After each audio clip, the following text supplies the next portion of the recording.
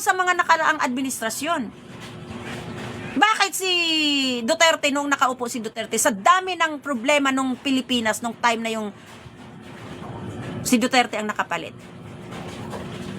Nagsabi ba si Duterte, nang dahil kay Aquino, nang dahil kay Aquino, nang dahil kay Aquino, nang dahil kay Marcos, kundi nagtrabaho si Duterte, inasikaso ni Duterte.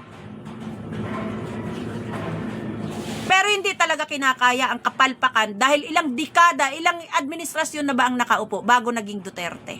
At bumalik ulit ngayon. Lumala pa. Dahil sa totoo lang, kung noon si Marcos Sr. yun ang nagdidikta sa taong bayan, ngayon, ang presidente ang dinidiktahan sa mga nakapaligid sa kanya. Ganon katanga, lalong-lalo na ang mga sumusuporta sa kanya, katulad ng mga nagko-comment dyan.